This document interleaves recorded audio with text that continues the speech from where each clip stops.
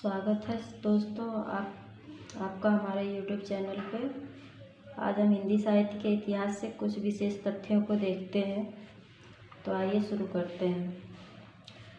Doctor Lakshmi सागर वार्ष्णेय ने ताशी के ग्रंथ का हिंदी अनुवाद हिंदी साहित्य का इतिहास नाम से किया, जिसका प्रकाशन सन 1952 ईस्वी में कराया।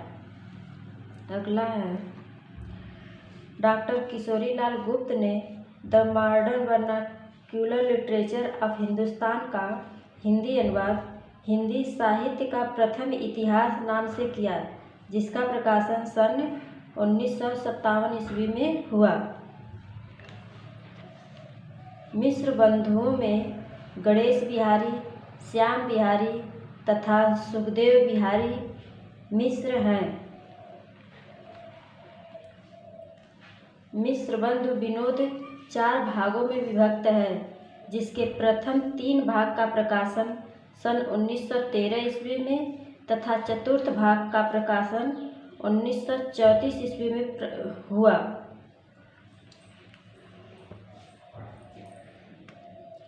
आचार्य रामचंद्र शुक्ल ने शिव सिंह सेंगर, जॉर्ज ग्रियर्सन तथा मिश्र बंधुओं के इतिहास को कवि वृत्त संग्रह की संज्ञा दी है।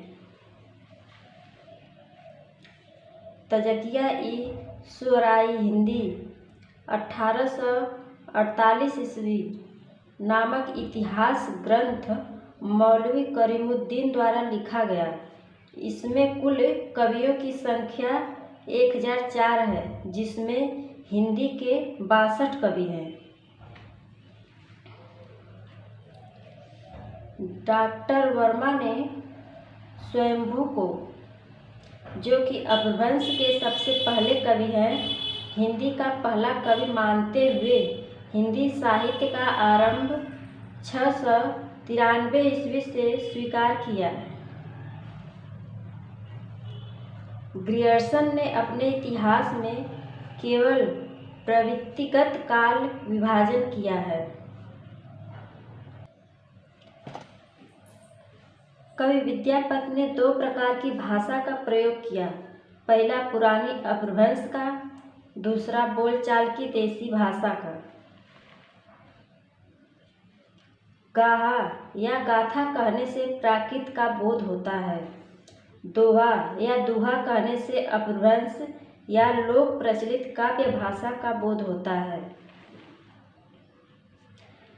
भरत मुनि ने नाट्य शास्त्र में अपभ्रंश नाम न देकर लोक भाषा को देश भाषा की ही कहा है।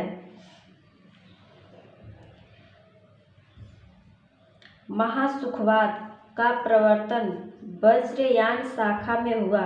महासुख का अर्थ है आनंद स्वरूप, ईश्वरत्व।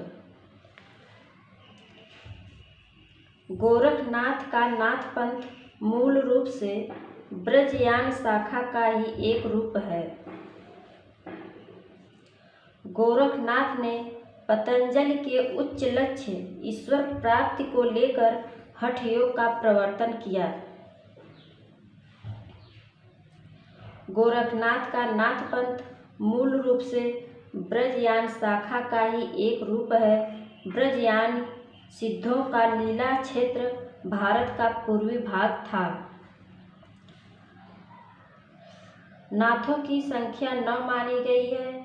लोग इन्हें नवनाथ भी कहते हैं। Thank you.